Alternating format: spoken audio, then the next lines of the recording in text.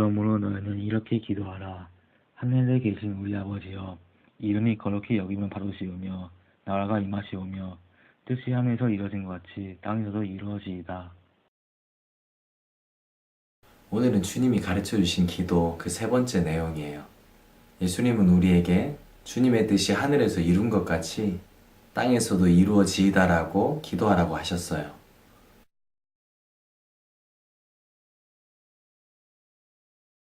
먼저 두 가지 장소가 등장하죠.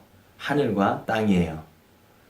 그런데 이 둘은 사실 장소적인 의미 이상의 뜻을 지니고 있어요. 하늘은 이미 하나님의 통치가 완전히 실현된 상태를 가리켜요. 그리고 땅은 하나님의 통치를 아직도 거스르는 죄악된 상태를 가리켜요. 즉 예수님께서는 죄악된 영역이 하나님의 뜻이 이루어지는 장소가 되기를 바라셨던 거죠. 죄악된 곳에서도 하나님의 뜻이 이루어져서 그곳이 의롭게 되기를 바라셨던 거예요.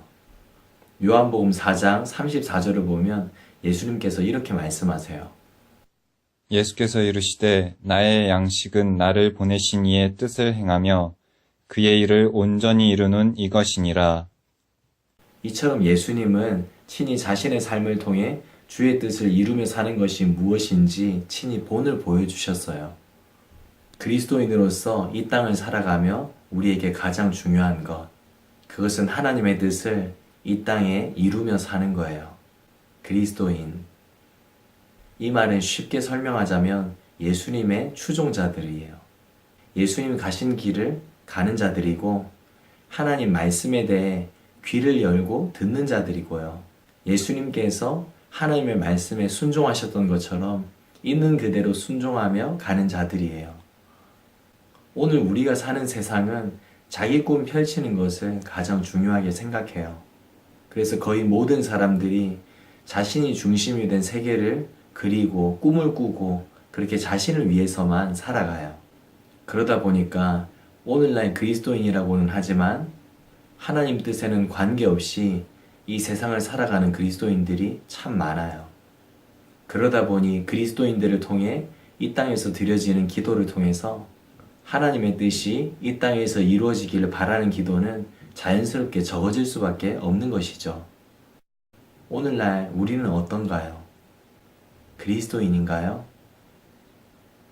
하나님의 뜻에 관심은 있나요?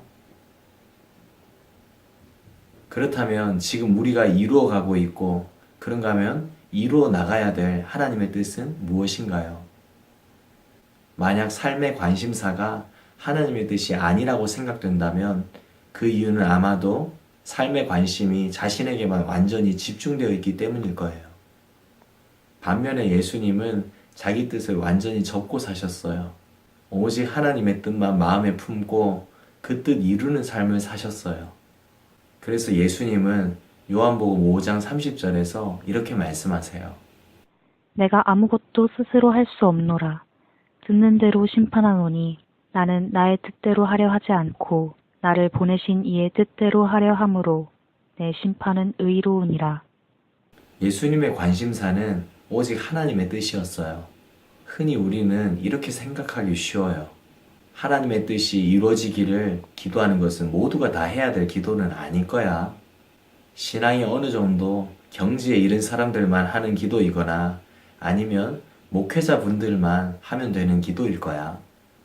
그러나 뜻이 하늘에서 이루어지길 원하는 이 기도는 신앙인 중에서 어떤 특정한 부류만의 기도가 아니라 모든 그리스도인들이 드려야만 하는 기도예요. 왜냐하면 이 기도는 그리스도 예수님께서 이 땅에서 그리스도를 따르는 그리스도인들에게 친히 알려주신 기도이기 때문이죠. 그리스도인인 우리는 하나님의 뜻에 관심이 있어야만 하고 그 뜻을 위해 기도해야만 돼요. 우리도 예수님처럼 내가 이 세상에 존재하는 것은 내 뜻을 이루려 함이 아니요 하나님의 뜻을 행하려 함이라. 이렇게 끝내 고백할 수 있어야 한다는 거죠. 그래서 예수님은 믿는 우리 모두에게 하나님의 뜻이 하늘에서 이루어진 것처럼 땅에서도 이루어지기를 기도하라 말씀하셨던 거예요.